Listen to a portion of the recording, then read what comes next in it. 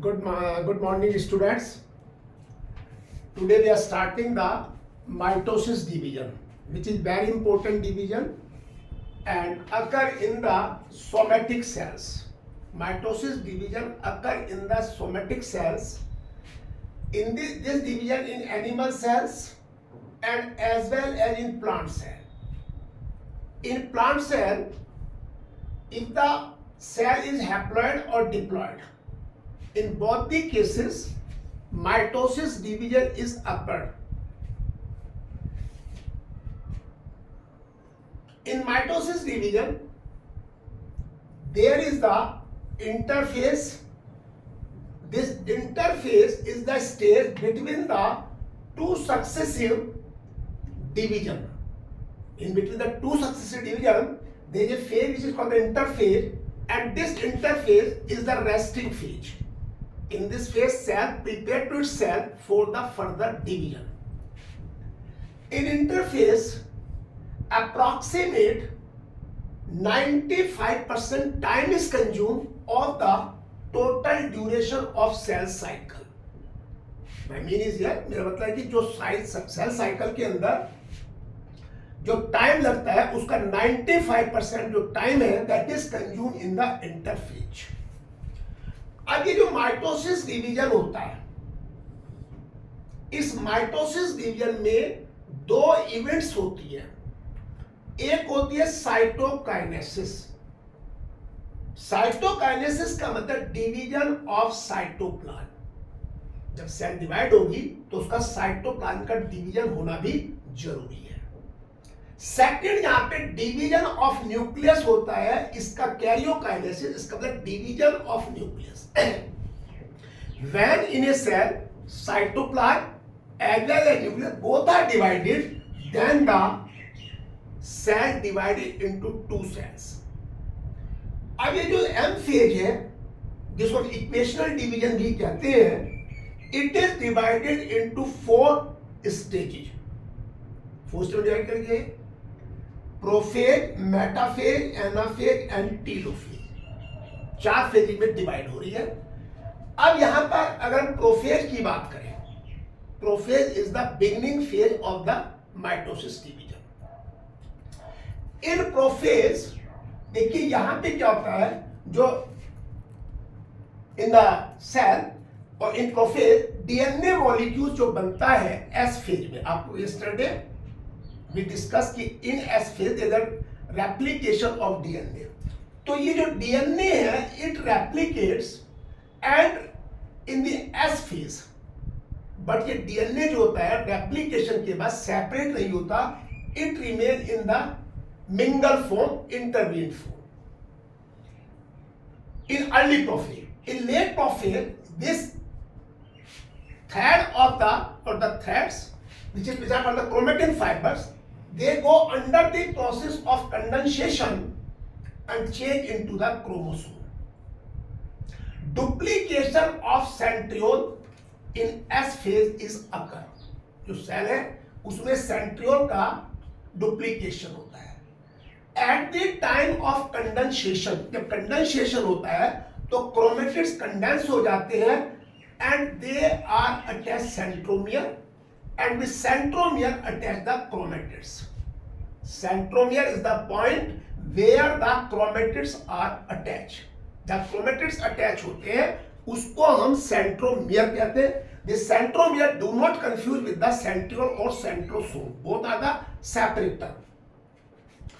अब यहां पर ये जो आपका सेंट्रोमियर जहां पे क्रोमेटिड्स अटैच है, तो यहां पर इसके अंदर जो सेंट्रियोल है वो डिवाइड जब होता है तो उसके अंदर से माइक्रोट्यूब्यूल्स आते हैं and these microtubules make the spindle fibres.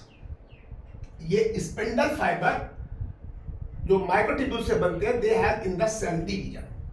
तो यहां पर इस प्रोफेज के अंदर nuclear membrane, nucleolus, Golgi apparatus, endoplasmic reticulum, they all are disappear. ये सब यहां पे डिसअपियर हो जाते हैं इसमें प्रोफेज के अंदर. प्रोफेज के अंदर जहां पर जो डीएनए है वो आपका मिंगल रहता है, इंटरवीन रहता है, वो सेपरेट नहीं होता है. यहां पर सबसे पहले क्रोमेटिन फाइबर, बाद में क्रोमेटिन क्रोमोसोम बना लेते हैं, और फिर यहाँ पर इसमें माइक्रोट्यूब्यूल्स होते हैं। ये माइक्रोट्यूब्यूल्स जो होते हैं स्पिंडल फाइबर बनाने में काम करते हैं। इसके बाद आती है मेटाफेज। इस मेटाफेज के अंदर क्या होता है कि जो सेंट्रोसोम है, it divide into the two centriole in the prophase that move toward the opposite pole. ये अपोजिट पोल पर आ जाता है और यहां से स्पिंडल फाइबर बनता है, और इस स्पिंडल फाइबर जहां ज्वाइन होते हैं वहां पे लाइन ऑफ इक्वेटर बनती है। इस लाइन ऑफ इक्वेटर पर जो आपके क्रोमोसोम्स हैं they align means they attach with the kinetochore. जो आपका सेंट्रोम है वहां पे काइनेटोकोर होता है। अब यहां ये अटैच हो जाते हैं, अलाइन हो जाते हैं, and the metaphase the best phase for doing the study of the chromosome because chromosomes are highly condensed in metaphase.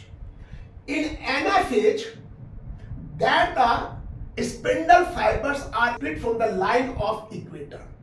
वहां से split होते हैं, and the centromere is also split.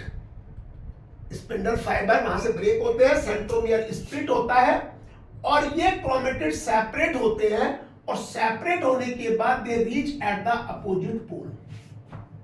Anaphase में यहाँ पे सेंट्रोमियर जो स्प्लिट होता है और क्रोमेटिड सेपरेट होते हैं, and these chromatid move to the opposite pole. यहाँ अपोजिट पोल पर आ जाते हैं।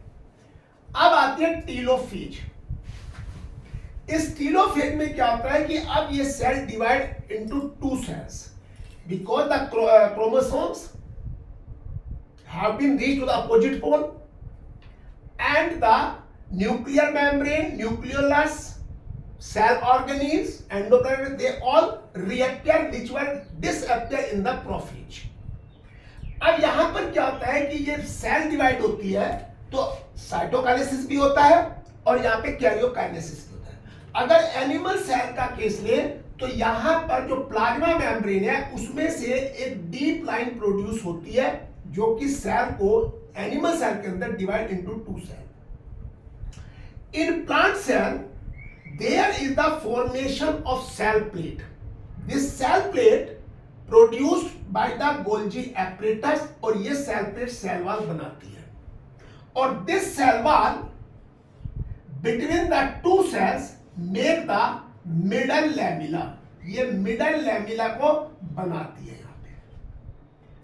अब देखिए जब न्यूक्लियस डिवाइड हो रहा है, अगर आप कोकोनट का केस लेंगे वहां पर मल्टी न्यूक्लिएट कंडीशन होती है जिसे सिंसाइटियम कहते हैं। Syncytium is the multi nucleate condition, and in endosperm the condition is multi nucleate. और यहां पर देखिए कि जो आपका ये माइटोसिस डिवीजन होता है, इसका सबसे बड़ा फायदा है ये रिपेयरिंग करता है, हीलिंग करता है। It is a type of asexual reproduction.